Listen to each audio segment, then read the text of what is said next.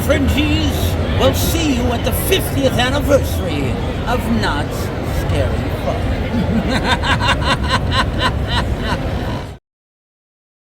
1973, Knott's Berry Farm called on its employees to create a fun Halloween party type of event in Ghost Town, complete with spooky characters, live entertainment, and thrilling frights for 2 chilling nights.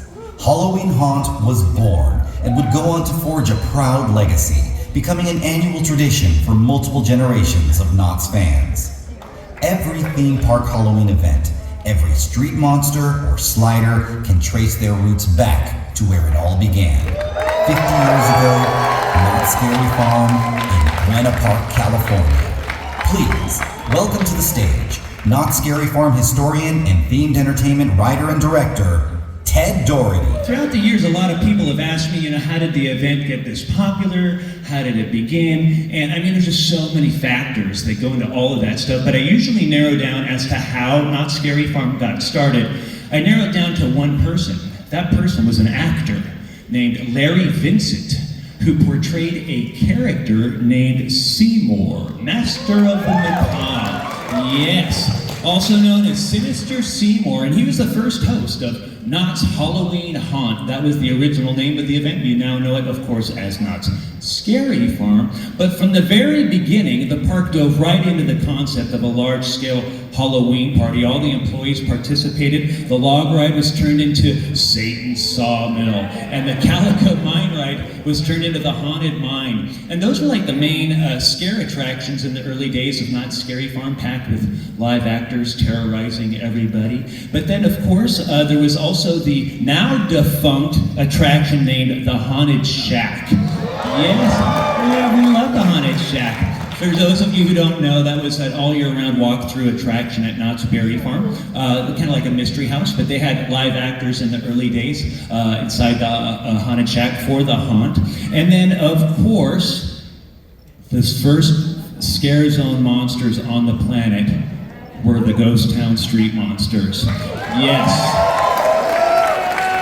They were the Wild West stunt show personnel dressed as monsters to roam the streets and engage the guests. And, in addition to that, they had these sideshows that lined the streets of Ghost Town, Fiesta Village, and the Roaring Twenties, which is where the boardwalk is nowadays. And these were like carnival sideshows and illusions, and they repurposed things like the stunt show and the Medicine Man show, all kinds of live entertainment like bands and dancing and magicians. The event was covered with live entertainment. Every single store and employee participated and dressed up, from food services to merchandise to ticketing, ride operators, ushers, on and on and on. And within the buildings of Ghost Town, well, they were turned into the startling peek-ins with eerie lighting and sound effects and masks on the mannequins. And outside those buildings, well, the park decor was just off the hook. Ghost Town was shrouded with scare cloth, more eerie lighting and fog. And then, Knott's went all in. And by 1977, they introduced the first maze built solely for Knott's Scary Farm, named the 10 Chilling Chambers. The Chilling Chambers for short. And by the way, that was designed by a person named Rick Campbell, who was the same person who designed the entire Roaring Twenties area of Knott's Berry Farm. So this was a big production. And that maze set a new standard for the event, because every single Knott's Scary Farm maze that came after can trace its roots back to the Chilling Chambers. And after Seymour hosted the first 2 haunts, other hosts got involved, people like Wolfman Jack, Weird Al Yankovic, and the longest running host in Knott's Scary Farm's history, Elvira, Mistress of the Dark. Yes, we love Elvira. Well, by the 1980s, the event grew with more and more monsters, things like sliders in the Ghost Town Scare Zone, and the monster looks were becoming more advanced and identifiable as Knott's Scary Farm monsters. And by the late 1980s, the event grew with more and more mazes to accommodate the massive swarms of crowds going to Knott's Scary Farm. These mazes had more identity with their names and early forms of storytelling, which paved the way to the powerhouse mazes of the 1990s. Classics like Lair of the Vampire, Dominion of the Dead, Nightmares, The Underground. Yes, classic mazes that really kind of established the high quality and maze design that we see today at the event. And in time, other scare zones were added aside from Ghost Town, like the Gauntlet, the Swamp, Carnival, Silver Bullet Mine Town, others like Necropolis. Now, all of a sudden, the entire event was covering the park to make way for groundbreaking mazes like the Carnival of Carnivorous Clowns in 3D, to classics like the Asylum, 13X Murder Manor, Doll Factory, Trick or Treat, on and on and on. So many of these amazing mazes that really kind of raise the production value of these different attractions. And soon, interactivity was added with attractions like Trapped and the Skeleton Heroes. Yes. And that led to other attractions like Infected and Bloodline, where the guests become active participants within these different attractions. And throughout the years, well, the show productions grew from things like The Hanging all the way to Puppet Up, from Zamora, yes, to the Misfit of Magic, Ed Alonso, and then, of course, theatricality was added to attractions like Paranormal Incorporated, The Hollow, Forsaken Lake, Origins, The Grimoire. And that, my dear friends, in a nutshell, brings us up to date. Thousands and thousands of factors that go into making Knott's Scary Farm what it is today, but that's a general summary. So now that we're all on the same page, let's bring out our first guest, who's no stranger to Knott's Scary Farm. Well, geez, he wrote and directed at least 20 seasons of the longest running show in Knott's Scary Farm's history, The Hanging. He's the brainchild behind the groundbreaking, revolutionary, and award-winning Ghost Town Alive. He's the former vice president of entertainment at Knott's Berry Farm and is currently the corporate director of creative development experience design for Cedar Fair, the parent company of Knott's Berry Farm. Please welcome the amazing Ken Parks.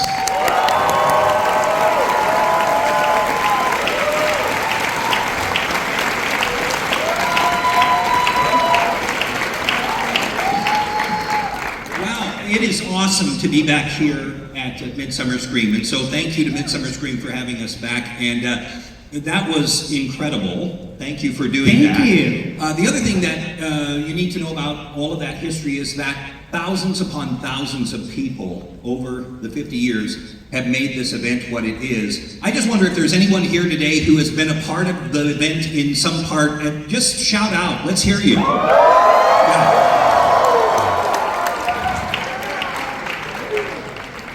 All started as fans, right? We all were fans, and we luckily got an opportunity to play in the sandbox. So. Absolutely. And speaking kind of that, I think all of us have our own story on how we were first introduced to Knott's Scary Farm and how we first discovered it. I thought it would be kind of interesting to hear from like the former vice president of entertainment of Knott's Berry Farm and what your first experience at Knott's Scary Farm was like. I think we've talked about it in the past. Your first year, 1986? Yeah, I was working in a magic shop in Fresno, California, and heard a radio ad for the greatest and largest Halloween party ever to be held at Knott's Berry Farm. And I was like, I gotta go check that out. So I made the 5-hour drive down to Buena Park. I just couldn't believe it. Anywhere I looked, there was something going on. This was at the time when the employees, everybody dressed up. I experienced the witch hanging, which was, this kind of organic, even though it was listed in the program as midnight, it was still it was organic, and it happened around you. And I had one of the biggest scares that I've ever had at Scary Farm happen that night. I didn't want to leave. And I knew I'd have to make the 5-hour drive back, but here it is, 2 o'clock in the morning, and I wind up over by Wilderness Dance Hall, and it's just so much fog, and I'm by myself, and I just hear the sound of metal just scraping, and I think to myself, oh wow, and you just say, you don't know what, I didn't know what to expect. I was just so overwhelmed by the whole thing. I'd never experienced anything like this before. And I thought, how did they do this? They've created this scare just for me, right? And it just metal just scraping, and it's coming towards me, and I'm just terrified. And then the fog sort of lifts, and I can see Freddy Krueger in the fog, right? And I'm like, I'm in an alley and Freddy Krueger is coming near me and there's this weird scraping. Anyway, since everybody dressed up, it was a street sweeper who was dressed as Freddy Krueger. And it was his dustpan hitting and I was sold, I was in. That was it. Lifelong fan. I love it. Thank you for sharing that. You know, at the top of all of this, it's kind of mentioning all the early live entertainment throughout the years at Knott Scary Farm. In your opinion, can you talk a little bit about like the importance of live entertainment? I think what it does is that, you know, you get terrified, and in '86, all of the whole park was really, you know, the mazes and everything they were in the park, right? So you'd mentioned the Haunted Shack, that was a maze, and even the old gasoline alley cars, you know, were a maze. And so it was all in the park, and then, so it was really, you know, felt like it was just anywhere you looked. You know, there were a lot of really terrific shows over the years.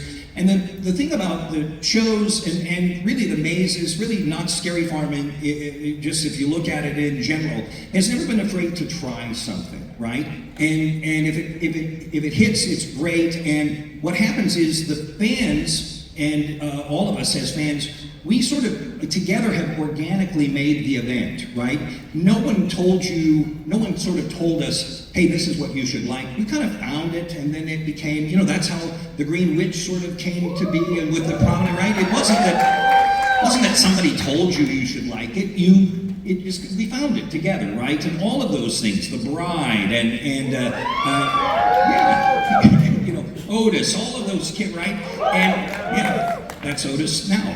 And anyway, you know, so I think we've had just so many terrific shows over the years, and not shows that were okay to kind of try something new. You know, Jeff Tucker did a show one year called Tommy Tomb. The show was called A Complete Waste of Your Time. And it was a show where, you know, we only did it 1 year, but it was a show where he was a guy who couldn't sing, and so it was a musical, and the whole point was that the audience should hate it. And guess what? They did. And that's why we've never done it again. But we were, well, let's try it, right? It's a big deal. You know, the hanging debuted in 1976 as the Dead Man's Hanging and returned in 1977. They were hanging a cowboy who was guilty of a bunch of crimes in Calico. Then the show went away a couple of years, and it came back in 1980 as the Witch Hanging. Went that way for a handful of years through the late 80s, and then turned into the pop culture kind of comedy stunt show format that went all the way through 2019. Can you talk a little bit about sort of your involvement with the hanging throughout the years and what that was like? Yeah, I inherited the pop culture stunt aspect of it. Tom Cluft who, you know, was with the park as a designer, and he really kind of made it what it was. And, you know, that's a show that you look at the influence of Knott Scary Farm in the industry, and when you say, hey, it wouldn't have happened without Knott Scary Farm, there's absolute truth in that. I'm sure that somebody would have had the idea of, why, we should do a Halloween overlay of our park. But Knott's did it first, and you just find the influence. So, you know, there would be no Bill and Ted without the hanging, right? Or any of those things that then kind of came after. And so I inherited the show in 2000, I think it was 2000. And then, you know, what would happen in 2000, you would see somebody and you would say, well, I worked on the hanging, and they would say, oh yeah, it wasn't very good. The years before were really good. Those were the years. And then by the time I got to like 2016, people would say, you know, they're not very good, but the guy that used to do it was really good. And it was silly. So it's never been any good, right? Except for the years when you were in high school, and it was, you know, it was awesome. But just another thing, so many people over the years have just worked on it, and it just has become such a part of Scary Farm. And in 2019, we put this tombstone up that said R.I.P. and we didn't really know that was the case. And then the pandemic hit, and so, but who knows? Who knows?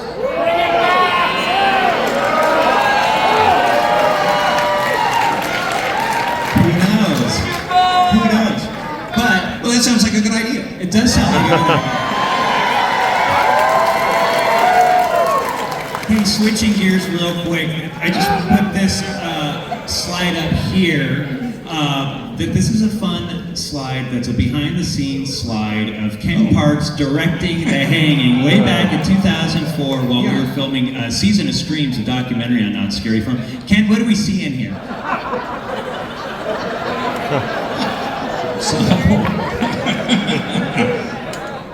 It's casual dress day at The Hanging, apparently. Kind of come wear your shorts and your fake Birkenstocks and stop by.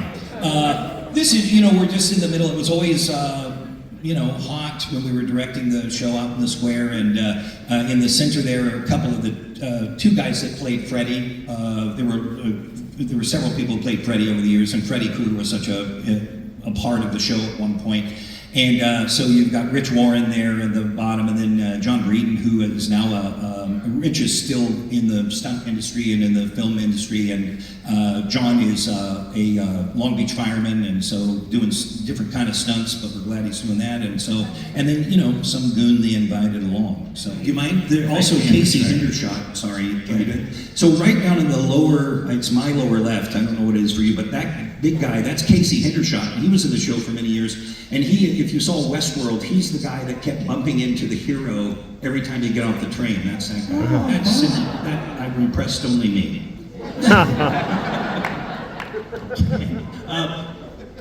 Let me get this here. So we talked a little bit about at the top of this whole thing about like more immersion, interactivity.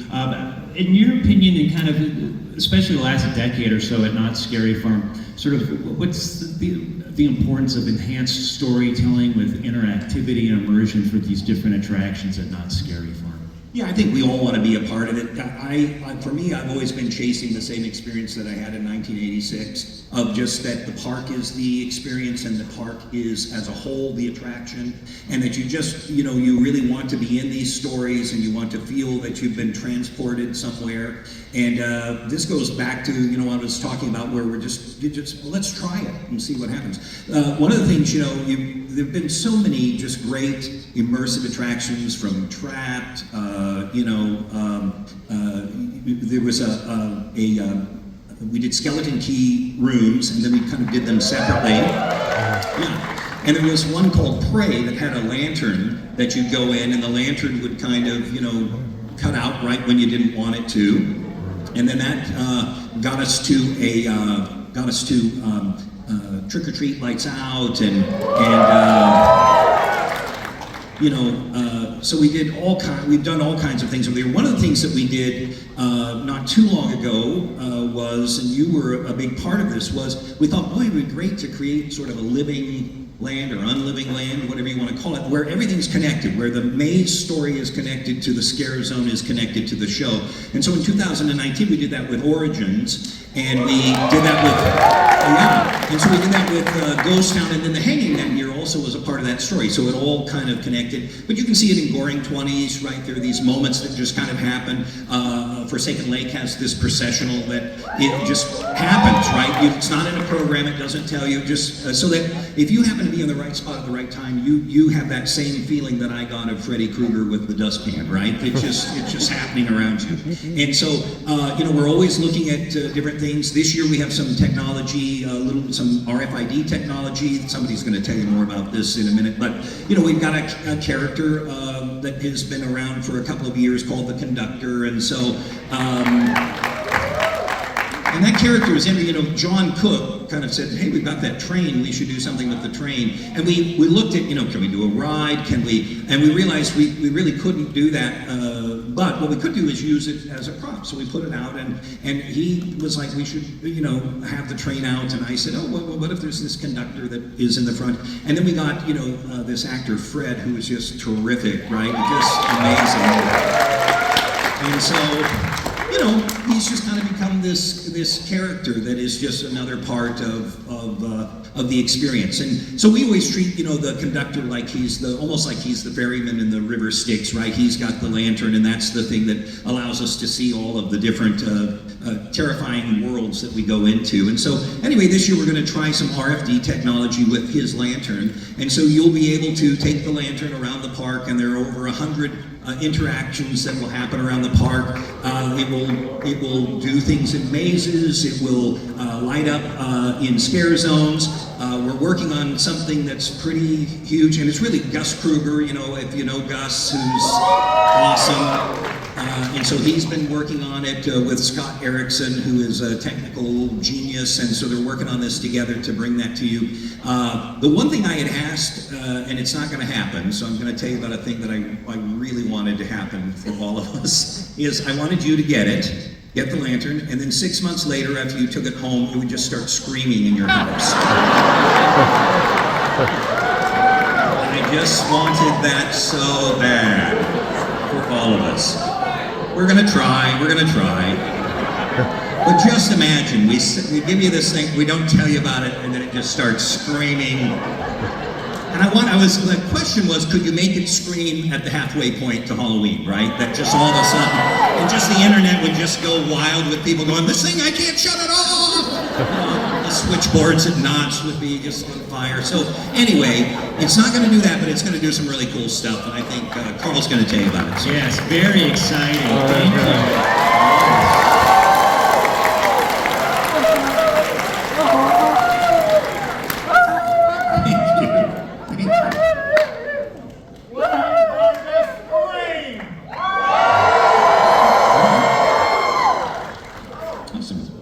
Yeah? Hey, Ken. Sure.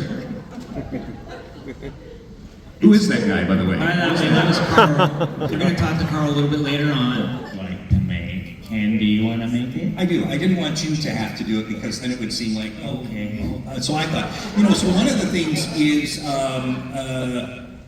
for the 40th, we had a haunt museum, and you had a book that was out, and you would sign the book, and so I'm here to say that that's going to happen again. And so there'll be more coming up in the panel, but there is now a 50th year edition of the history of Knott's Scary Farm, written by yours truly, with the foreword by Neil Patrick Harris. And so the book takes us from the 40th and on, and I know you've interviewed a lot of great folks, and so I didn't want you to have to plug your own book, but I am so excited, I can't wait to get a copy of it. And we've used your book, I think it should be required reading if you join our company, and so thank you anyway for all the hard work on that, and I can't wait. Thank you. Real quick, the original title of the book was Knott's Halloween Haunt, A Picture History, and so, but the event is no longer referred to as Halloween Haunt, so the new book title is The History of Knott's Scary Farm. So it's a revised, updated second edition. All the bells and whistles from the first edition are all there, and we've just added on to it. We're very excited about it. Our friends at Knott's Berry Farm Merchandise have asked me to let you all know that I will be at Knott's Scary Farm for several nights this season doing book signings. So swing by and introduce yourself and say hello. And they also wanted me to let you know that it's a limited edition and will only be for sale exclusively at Knott's Berry Farm and the online marketplace at knotts.com. So wanted to get all that out of the way. So thank you. Let's bring out our next guest. I can certainly say that I feel he's one of the great maze designers in the history of Knott's Scary Farm. Any fans of Paranormal Incorporated? How about Special Ops Infected? How about The Depths or Dark Ride? Well, we all worked with this person on the maze named Origins, The Curse of Calico. How about Origins? Well, let's bring out our next guest, industry creative director and designer, Mr. John Cooke.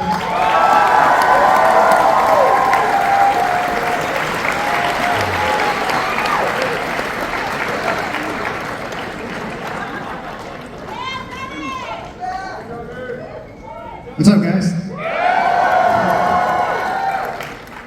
Did we plug Ted's book? Yes. Okay. John, we're here. Hey, real quick, you want to just at least briefly let people know like how we're here and why we're involved and all that good stuff with Knott's Scary Farm for the 50th anniversary? We're back. Yeah! Now, we're very, very honored. I know everybody said it, but we are here first as fans of Knott's Scary Farm. We live and breathe Knott's Scary Farm, so we are super honored to be invited back to help participate with the programming and some attractions for Knott's Scary Farm this year. Yes. And I think a lot of folks probably are very familiar with your design work, but they may not really know about the fact that you started as a monster the way I did way back when. You want to talk a little bit about your years as a monster at Knott's Scary Farm? I'm going to tell a quick story real quick of how this came to be. So I was a fan of Knott's Scary Farm. I had gone a few years, and I thought, okay, this would be fun. In my past life, I spent some time as a touring musician, so I had a little bit of a break. I'm like, okay, let's go work Knott's Scary Farm, that'll be fun. I walked into the employment office, did a little audition, and I was turned away. But I did not quit. I went in and I got a job as a carpenter. First thing I put on my nice new uniform, walked right back into the employment office and said, I was sent here to get a maze position, please. And I got my first maze position in Hatchet High back in 2005. I love it. And then you were a street monster as well. Went into Carnival as a chainsaw clown. Got the bug for sliding. So I worked as a slider in Carnival as well as Necropolis out in Camp Snoopy. And finally, I went into Ghost Town as the Ghost Town prisoner, which I then retired. Awesome. Well, after being a monster for a while, you did wind up in the prop department. Can you talk a little bit about sort of what that entails, working for props for Knott's Scary Farm? Yeah, so because I decided to go get the job as a carpenter, I then had to stick it out as a carpenter for that year. But I truly, that's where I really fell in love with haunting. I really enjoyed the production, the magic of everybody coming together, working really hard, and popping this event up, which seems to be very, very fast and very, very long summer at the same time. But so I did a couple years as a carpenter. I got into the props department. That's where I kind of got to learn a lot more about the craft of kind of design and how you use different layers to create these immersive sets, and really, really enjoyed that. So I worked a couple years in props. I love it. And then now thinking about the different mazes that you've created for Knott's Scary Farm, can you talk a little bit about what you would consider your approach is when it comes to enhancing immersion for the different mazes? So I think, speaking of this 50th celebration, that's 50 years of people working hard, coming up with creative ideas, innovating. So we had a really great foundation to then take and run, and that's kind of been my approach, I guess. Always keep the history in mind, the things that are tried and true that we all love as Knott's Scary Farm fans, the rich storytelling, the original stories, and then building on top of that and creating these really, really awesome immersive worlds. I think that's where it always starts with us when we're sitting down to work on stuff is an interesting narrative and a compelling space that I, as a fan, would like to walk through. And then from there, we kind of pump it up with different technologies and always trying to push those boundaries. Yeah, and that kind of leads to something we wanted to briefly mention, something that we wanted to share with all of you folks, something that we've kind of been working on for a while, all of us here, and it's something that we're very proud of. And we've said it now, but hopefully you understand that, first and foremost, we are fans of this event. We care about it, we love it, and this thing that we've been working on is something us as fans, we would want to see at the Knott's Scary Farm 50th anniversary. So we're happy to announce that we are creating and will be presenting a Knott's Scary Farm 50th anniversary Legacy Store and Museum. This is not just going to be taking a souvenir off of a shelf. This is a fully immersive retail experience. Just so you can kind of get an idea of the scope of this. This is going to be located in the Emporium over at the California Marketplace, just outside the main entrance of Knott's Berry Farm. And during the day, that's how you'll be able to go inside the store, so you don't have to be inside the park during the day to visit the store. However, at nighttime, during Knott's Scary Farm hours, the only access will be from inside the park through a rear entrance that we'll talk a little bit about it. So you want to walk them through some of what we're going to be doing. So we approached this experience Ken brought us in to help out with this experience, and we really truly approach it like we would do one of our maze attractions. So it's a really deep dive into scenic production. It's very high quality sets, a lot of scenic lighting, everything to really create this immersive experience. And as we're gonna see here, we're gonna take a couple nods from our old favorites. You know, we had a thing in production when I was working, especially speaking of when I was in props. We'd always take these pictures on the pumpkin stairs. It was like a really cool photo op. So we said, let's turn that into a photo op for the guests to be able to come and do as well. So as you journey through this experience, you're going to visit many different old maze influences as well as scare zones. But there's also going to be lots of awesome, fun photo ops throughout it as well. And here we're looking at a cemetery portion, and again, more nods to various themes of Not Scary Farm's past throughout all of it. Yeah, like with our maze approaches, I always like to think of them as an adventure that you're going through, so that's what we did here as well. As you're going through the store, could be a non-linear experience to where you can venture off into different elements. And here's kind of the focal point, what we're calling the rotunda, the focal point of the store. Yeah, this is the heart. This is the heart of the entire space. This is kind of a theme that you'll kind of see throughout the event this year. As they make future announcements, you're going to see this kind of theme reoccurring, and it's something that we wanted to do, as Ken was speaking to earlier, this connectivity through the entire event, and this is kind of the central hub of that, where everything is going to be built off of. Yes, we're very excited about it. There's a lot more to it, including lantern pieces possibly, and but we didn't want to spoil everything. And by the way, that's where the book signings are going to be taking place, so you can come swing by and get it all at once. So anyways, we have to move on because we're running out of time and we still have a lot to cover. So let's bring out our next guest, who's got a long history with Knott's Berry Farm, Knott's Scary Farm. If you're a fan of Knott's Scary Farm, you're a fan of this person's work, especially if you love the beautiful scare cloth that drapes the buildings of Ghost Town and all of the wonderful decorations throughout the rest of not just the event, but of Knott's Berry Farm in general. So this person's been around the event for a long time. Let's please welcome Park Decor Manager of Knott's Berry Farm, Mr. Jeff Shadic.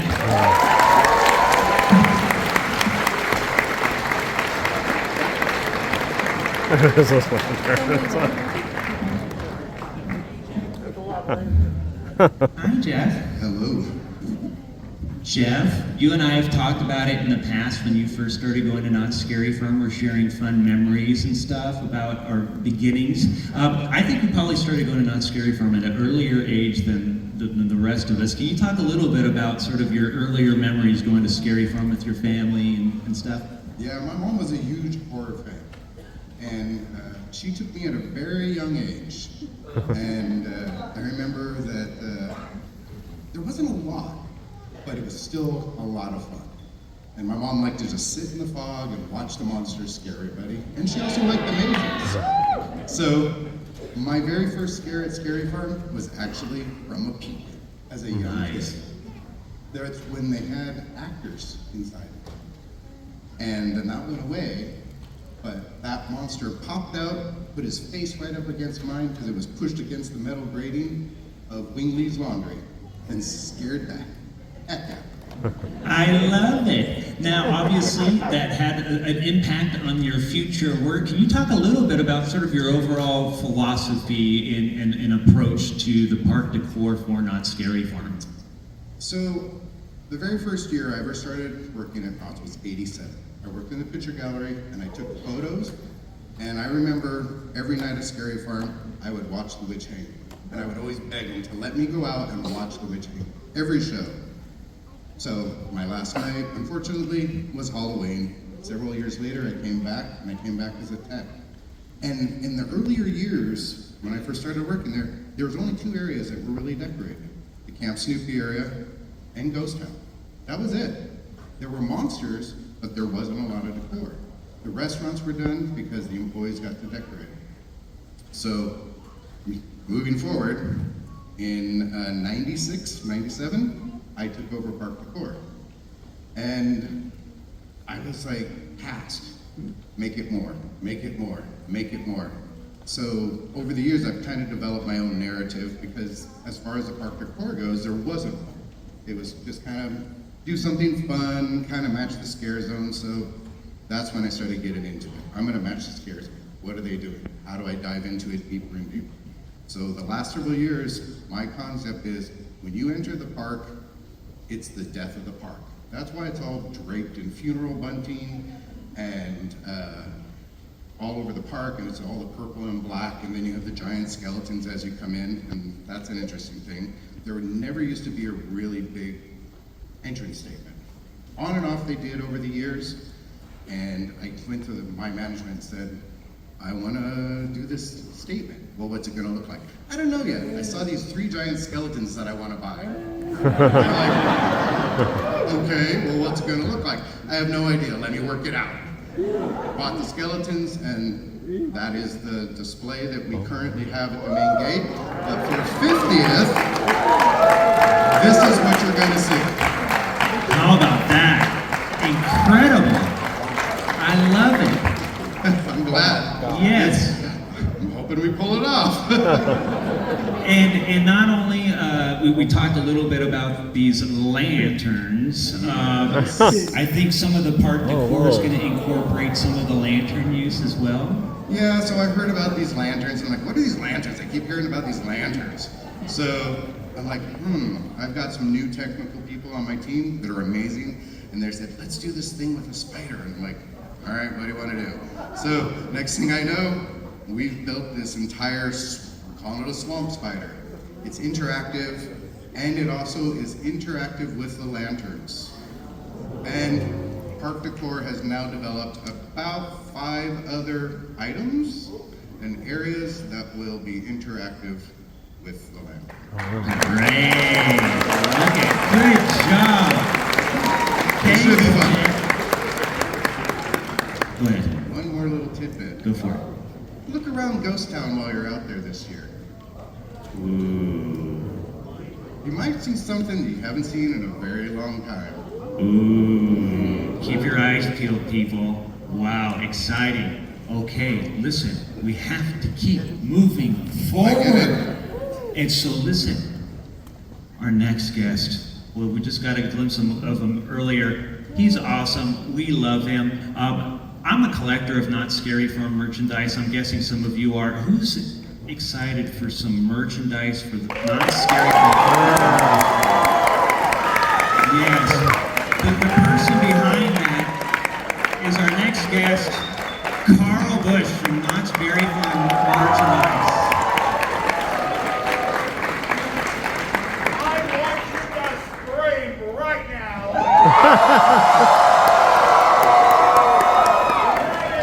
That's a Universal Studios.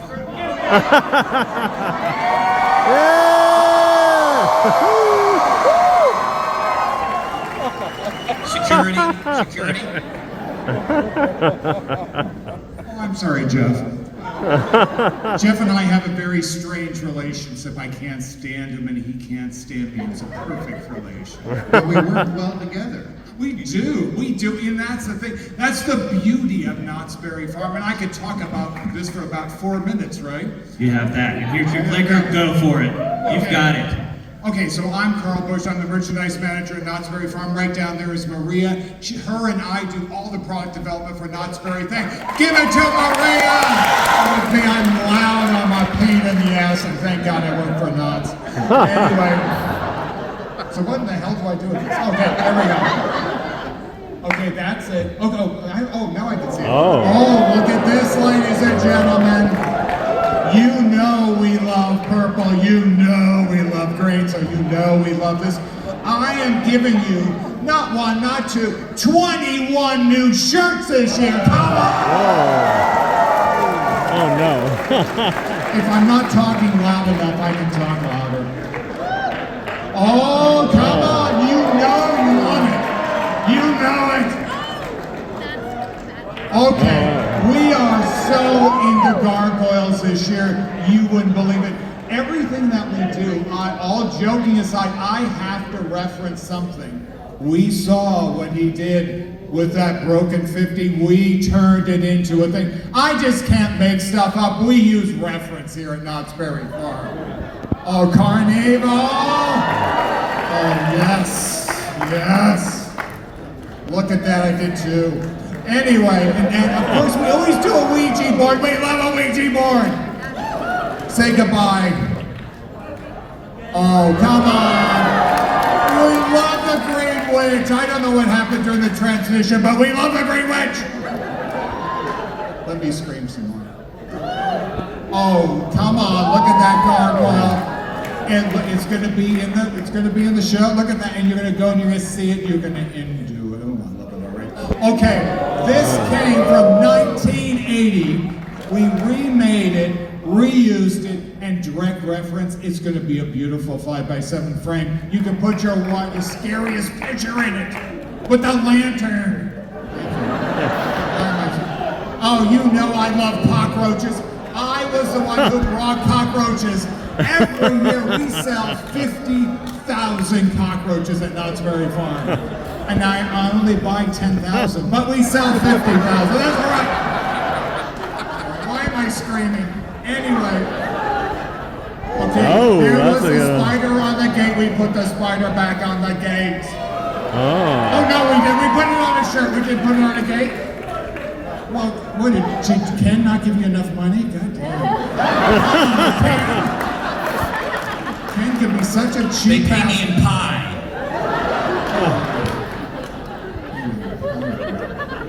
You know, those are our pumpkins. Maria was the queen of our pumpkins. She was like, no, it has to be our pumpkins. Those are our pumpkins on our shirt. You're not going to be seeing that at any of those other crappy parks. You know this is my only job I have left. Anyway. Oh, all over Maria. Oh, come on. It has a sew-in label. There is this guy, so every shirt like that is slightly different. It makes it a total collectible. And you know I love collectibles. Why? Because what's coming up? We're doing a legacy collection. You're going to the legacy store. Here's your legacy collection. It's glow in the dark. Maria is, we have black light all over her office. We don't know why, but we have black light all over her office. And we're always looking at black light, and we're always looking for reflective. Oh, you know what this is. They arrived yesterday. They arrived, did they not, Maria? They brought them over in that secret truck of theirs. Yes, they did. Damn UPS, it didn't happen strikingly. Here we go. I don't want to get current. I can't see you anyway. Anyway. Oh, come on. You know I like, we did the coffin mug. We did a light up coffin ornament. Oh, come on. Drink, you know we love a drink cup. Okay, we have Sarah Marshall's original hat. We redid. I want to see it on most of your heads, that hat. We did another Cursed Pearl because we love to do the damn Cursed Pearl. So we did the Cursed Pearl again. We made a Department 56. We are the largest dealer in Department 56 for 300 miles, ladies and gentlemen. So we did another piece. We did our 50th anniversary trip. Yes, it's dripping blood. You can put your finger on it, it'll just feel like your mama. Well, if she was bleeding. Anyway, let's keep going. Okay, so yes, here we go. You know we love food at Knott's Berry Farm. I think Mr. Knott made something, I don't know, or the poison guy and he fell off the roof. Anyway, let's keep going. That's for Boysenberry Festival. I don't want to do that many spoilers. Okay. Oh, look at that. Oh, you can drink that at night. And Maria did it with the black light in her office. It was really, well, she was smoking at the time. Anyway, let's keep going. Oh, don't turn on her. This is Long Beach, not Stanton. Come on. Anyway, come on. Okay, Maria, has it right there. Lift it up, Maria. Come, give her a round of applause and look at that. Lounge fly! Lounge fly! I dare her to leave this room with Knott's bag. Because this is turning into a Stanton crowd. You're not getting out of here, lady. We did a crossbody bag, and great iterations. You're walking around, you're lighting stuff up. Things come out of the walls for you with this. There's going to be a map. There's going to be the whole gig for this. This is a beautiful thing. We also made a collectible conductor, of course. Okay, tiki mug. From Tiki Farm, the crown jewel, San Luis Obispo. Yes, that's where they come from. Well, they kind of come from there. Anyway, that's our new 50th anniversary. We sold out of our first Tiki mug. This one, guaranteed sold out. This is no joke, ladies and gentlemen. No joke. Look, custom everything. Look at Maria and I did our jobs, damn it. Don't let him tell us right, Maria? Damn straight. Anyway, why am I swearing? Anyway, is there any children in here? It shouldn't be. It's Long Beach. There shouldn't be children in here. Hey, come on. Okay, I did 50 pins. Oh, 50 pins.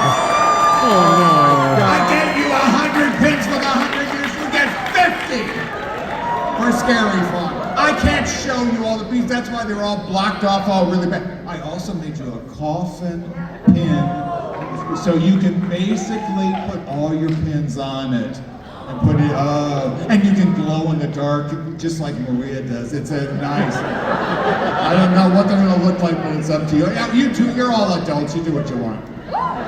So yes, we made yes, 50. Now they're all going to be. Okay, I'm going to tell you one thing only. Extremely limited. You see that pin, you want that pin, you buy that pin! I go through all those pin things. I don't want to hear it! You know, so the thing is, I'll pin trade with you, but you're not going to like it. Let's put it that way. Anyway, but we also did all the logos. I did all the logos. We can't show you all that we did here. Well, that's just the way it is, lady. Anyway. Come on, Maria. I made a game.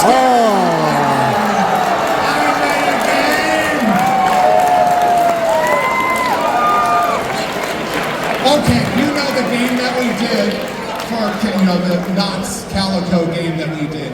That game just beat Cleveland-opoly. The game that beat Cleveland was our first year on it. Damn straight Elvira was on it.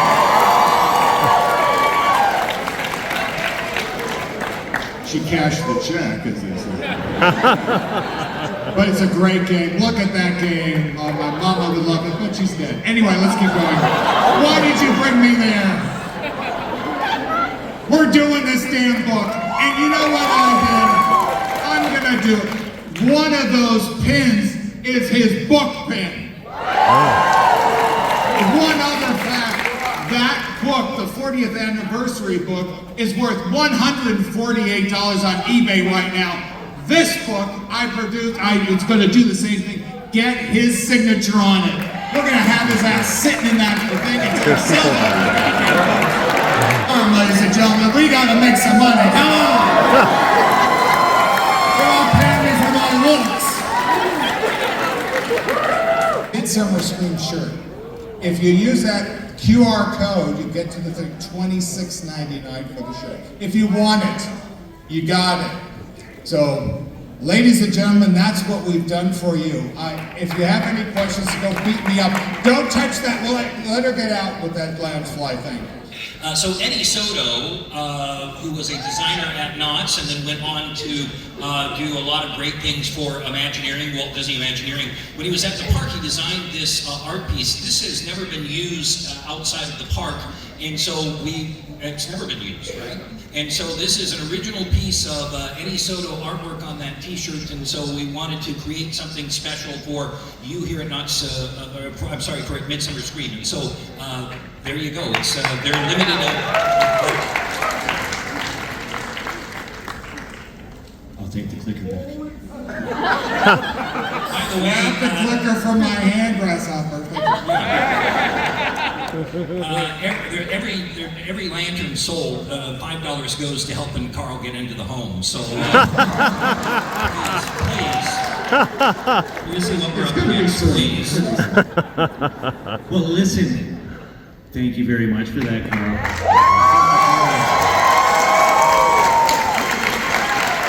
Now, Karl and Jeff have to run off and take care of some things, and we got to spin some things around here a little bit. So give it up for Karl and Jeff. Thank you so much for joining us.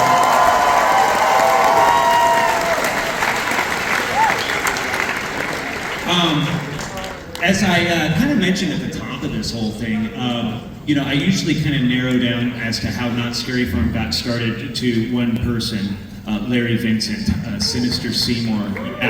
I didn't mention how or why that happened. I did state that Seymour was a famous television horror host here in Southern California in the early 1970s, and his shows really did. Hello? Okay, there you go. Okay. His shows consisted of like B-horror movies, and Seymour would periodically interrupt the film and crack jokes about how terrible the movies are. He would affectionately refer to his viewers, his fans, as fringies, because they were on the fringe of lunacy for liking such terrible, trashy movies. Well, to promote his TV show, he took it out on the road and performed it live at local movie theaters here in Southern California. And really the format would be the same as his TV show, but in front of a live audience. So there'd be a horror movie up on the big screen, and Seymour would be there live and in person cracking jokes. He took that concept to some local theme parks here in Southern California, but the venues were not ideal. For example, Magic Mountain with their open-air outdoor theater during a daytime event didn't really kind of lend itself to the eerie environment that matched Sinister Seymour. And so Larry Vincent's manager, a person named Gary Blair, was in the process of looking for a new and improved venue and contacted Knott's Berry Farm and said, I understand you have the John Wayne Theater, which is now the Walter Knott Theater, and it's environmentally controlled. Well, Knott's Berry Farm loved the idea and said, wait a minute, we'll build a Halloween event around Seymour, and that was the birth of Knott's Halloween Haunt, now Not Scary Farm, yes. To learn a little bit more about Larry Vincent and Seymour, it's our absolute honor and pleasure to introduce to you Larry Vincent's daughter.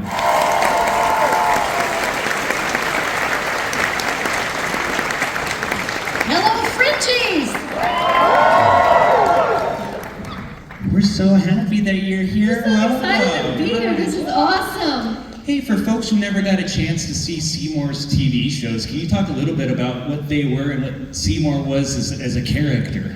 Well, you touched on it a little bit, but he would intro. Well, the show itself, as Ted was saying, was kind of a comedic take on really lousy movies, scary sci-fi and horror movies, and it was Seymour's opportunity to do some shtick, before commercial, and sometimes actually during the movie, he would pop up in the corner and make a joke, and I think that kind of gave birth to that later show, Mystery Science Theater. So he turned the sound off and interjects himself and put in his own jokes, and he picked the worst films of the lot, Attack of the Mushroom People, Leech Woman, The Mummy's Tomb, Teenagers from Outer Space.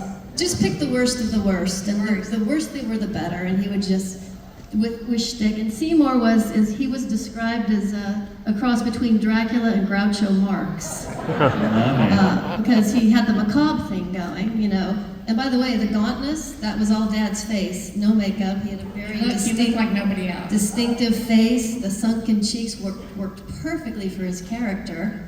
And he was funny, campy, shticky, a lot of gags, a lot of running gags, and he was a cult phenomenon. And had he lived past the age of 50, God knows what could have happened beyond the 5 years that he ran. Yeah. Now, you have your dad at home watching over homework or whatever, holidays or whatever, but then he never did his homework. Oh, okay. Our homework. Oh, your homework.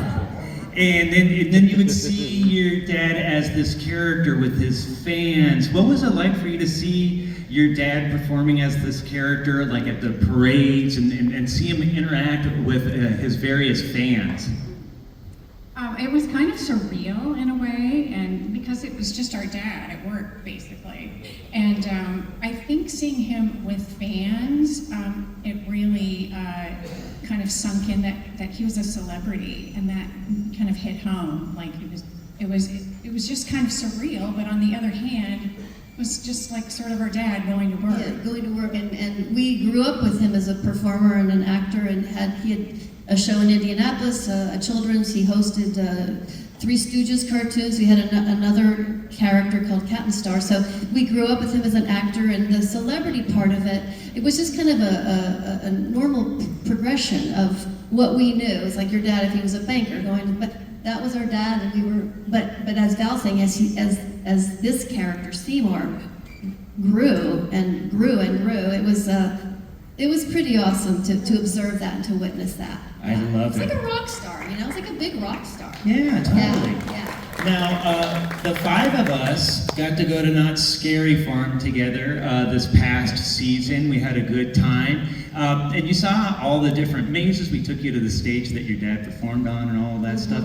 I mean, just generally kind of speaking, if you think, it could project like your dad kind of looking down on all of this and all the thousands of people that flock to this event every season and celebrate, what do you think he would think about it or say about it? Well, here's what I think Seymour would say. He would say, I can't believe after 50 years you dummies still fall for all this garbage. That's what Seymour would say. Larry would probably be completely awestruck and blown away, and I think he would be very grateful, and he would just say thank you. Yes, he would. And he would quickly follow that up with, all right, now, who's going to pay the goddamn valet parking? Exactly. That's what he would say. Exactly. That's awesome. Well, unfortunately, a lot of the footage of Seymour's TV shows didn't really survive. I mean, there's a handful of on YouTube clips and stuff, and there's but there's very little. They destroyed that film. They taped over it every week, sadly. And fortunately for the purposes for Knott's Scary Farm, there's the handful of Knott's Berry Farm photos, the promotional photos he took that first year. But I've been involved with this event for a long time. Ken, John, you've been involved for a long time. None of us on this stage have ever seen any video footage of Seymour performing at Knott's Scary Farm. Until now. Huge shout out to a wonderful Knott's Berry Farm employee named Rob Perez, who uncovered this incredible gem. As well as Jason Soyster at Cedar Fair and the wonderful folks at the Knott's Berry Farm marketing department to help us get this digitized and preserved, so that way we could share it and debut it all to you right now here at Midsummer Screen. So we're going to dive right into it. You'll see, I'll tell you right now, this is by far the rarest Knott's Scary Farm video footage I've ever seen in my life. It's not a long clip, it's short, the quality's not the greatest, but it's what we've got. And you'll see it's not just Seymour. This is year 2, 1974 Seymour at Knott's Scary Farm.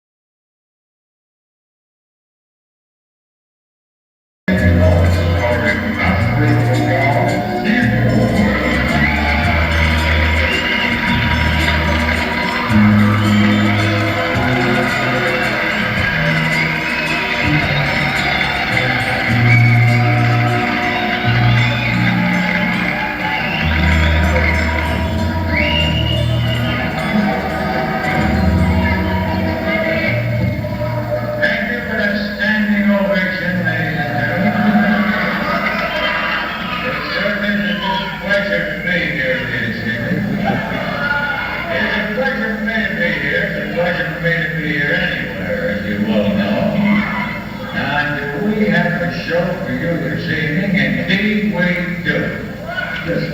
Excuse me. Mr. Seymour. Yes, what is it? Mr. Seymour, master of the macabre, etc. That's right. No autographs, please. I'm trying to do a show out here of sorts. Well, I've got a delivery for you. Oh, really? Yeah, the folks in Knott's Berry Farm want to show their appreciation to you for coming back to the John Wayne Theater this year. So they sent over one of their famous chicken dinners. Isn't that nice? Let me have that.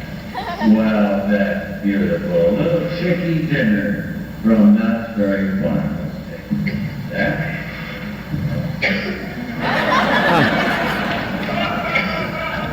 Man, if there's anybody that can kill 10 minutes, it's Chuck Jones, ladies and gentlemen. Let's hear it for Chuck Jones. Take it over, Chuck.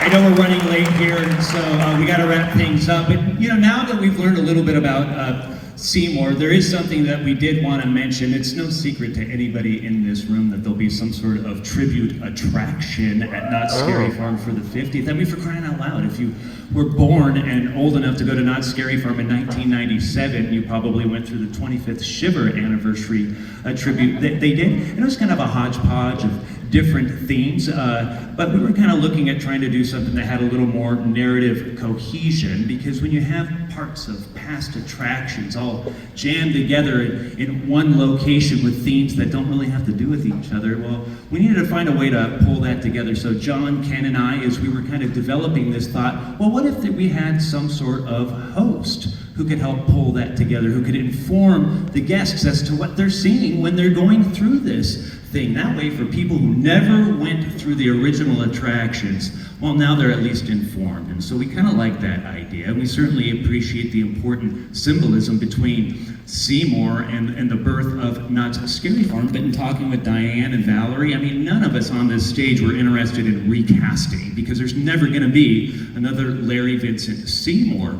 But we thought, well, since this attraction is about tributes in general, we thought, well, what if we created our own tribute to Seymour as a new character inspired by Seymour, who could stand on its own as a creepy, scary icon that would read to a modern audience who has no idea who Seymour was. But if you know who Seymour is, you would see that connection. And so what if we leaned more toward the sinister side of Seymour, more toward the macabre side of Seymour?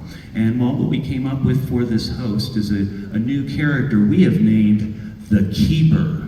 And the Keeper watches over the past haunts of Knott's Scary Farm, keeps them locked up and stored away within the confines of what this attraction is. You'll find out about that attraction later on, but for now, with a few very important words, it's our pleasure to introduce to you, for the first time ever, live and in person, the Keeper.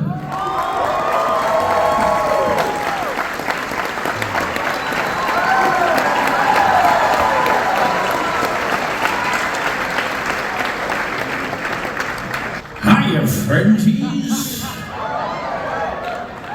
I'm here to tell you about a spine-tingling event at Knott's Berry Farm, Thursday, August 24th. That's right. This opportunity gives you a sneak peek at the horror that waits for you at the 50th anniversary of Knott's Scary Farm. New blood-curdling mazes, sinister scare zones, and ghoulish shows here for you that night. And listen here, friendies. Tickets go on sale.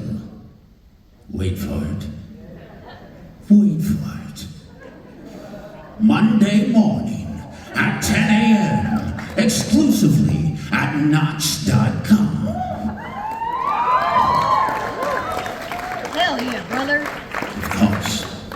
But listen, I know you Scary Farm fanatics like a little trick or treat, don't you? What do you think if I have a sneak peek for you of the 50th anniversary of Knott's Scary Farm? Shall we pay back the veil, unearth some footage, maybe even creak open a casket door? Shall we? Then Maestro! Scary Farm, where we're celebrating 50 years of never-ending nightmares. And not with a slice of cake, no, with 10 frightening mazes, 5 sinister scare zones, 4 hair-raising shows, plus so much more that we're dying to tell you about. Why don't you join us for a kickoff announcement event celebration by Little Creepies on Thursday, August 24th at 7 p.m. to learn all about what is waiting for you here in the fog at Knott's Scary Farm. Purchase your tickets starting on Monday, July 31st at 10 a.m. Have you reserved your nightmares yet? Nightly event tickets and packages are available now at NotScaryFarm.com.